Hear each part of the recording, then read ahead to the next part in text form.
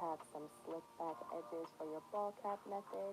And then I'm just using my blow dryer on medium heat, and I'm just kind of molding it into place. And please do not mind the gel that's in my braids, because I seem to get moves and redo them for my birthday, okay? So don't judge. And by the way, if you have not clicked that subscribe button, go ahead and subscribe to my channel and click that bell right next to my name to get notified of when I drop my video. So right now, like I said, I'm just applying the Frontal liquid gold on my hairline, and then I'm just using my brush just to slick it back, and then using my blow dryer just to blow dry and mold it into place. And this is very imperative, especially when you have natural like edges and they curl up, because you just want to have a flat and seamless install.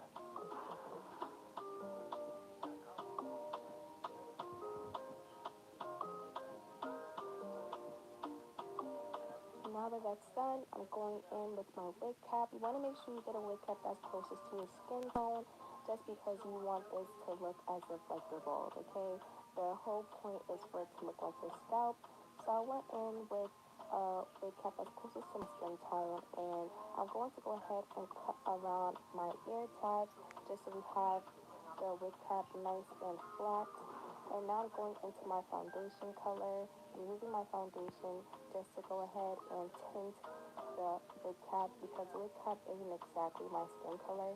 And you want to make sure that you go in with a foundation color that's a bit darker than you. And the reason why I say this is because you want it to be able to mesh nicely underneath your lace.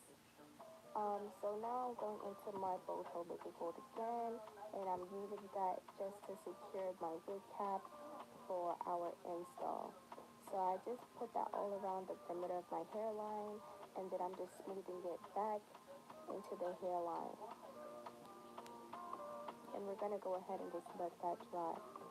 But back into why I like it darker is because sometimes when you're putting your lace frontal on and stuff, you can see the wig cap underneath. And it's more seamless when you have your wig cap a little bit darker than you than when it's lighter than you, because it is more visible underneath your lace. So that is the reason why I go a little bit darker. I went ahead and used my blow dryer just to make sure it was dry. And while it's drying, I'm going to go ahead and sew down the back of my wig cap just so that it stays in place and there is no shifting and moving with the wig cap. And then I just simply knotted it at the end and then cut off the excess thread. Now onto cutting our wig cap. I'm using these cuticle scissors and I'm cutting in the middle of the wig cap. I like to do this and work from side to side just so that the wig cap doesn't loosen up or move or anything. So right now what I'm doing is I'm just gently lifting up the wig cap until where the gel stops, and I'm going to go ahead and cut across where the gel is at, just so you have a nice and seamless cut. And again, I'm not pulling, I'm just gently lifting it up to see where the gel is at, and I'm cutting. And this would just, help remove any of the little excess frayed wig cap. It just makes it more precise and exact with the cut.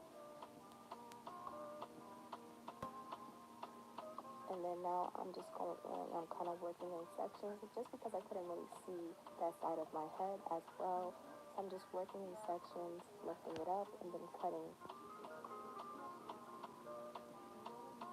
And again, do not pull, just let it lift up.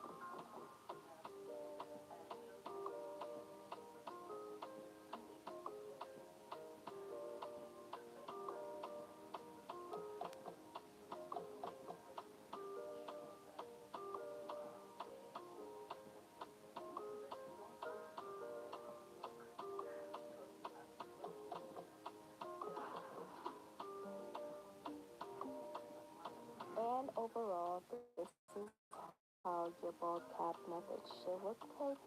It's looking very seamless, and this was super easy. Now on to the next step. I already have my hair curled. If you want to see how I curl and layer my hair, I will leave the video down below in the description box. Right now what I'm doing is I'm taking my Lancome Tint Doll foundation, which is my exact foundation shade, and I'm using that to tint my lace. And now when it comes to tinting the lace afterwards, I like to spray some Glossy Free spray on the hairline just so that the oil doesn't transfer onto the glue.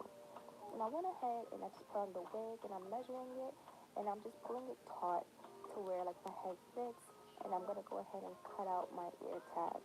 Now because I have a big old head, you guys, I don't really have much to cut. But on the other side, I did have a little bit more to cut, so I'm just using my rat tail comb and I'm carving around where my ear is, and then I'm gonna cut around where my ear is at.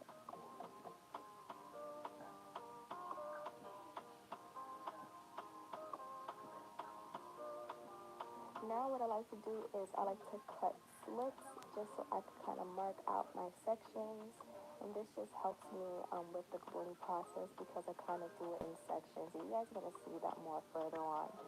But now that I have cut my slits, I'm just going to go ahead and just fold the wig back. And then I'll be using my 91% alcohol and then a paper towel just to wipe off any of the residue I have in my forehead. And this is very imperative, you guys. You want to make sure that you do this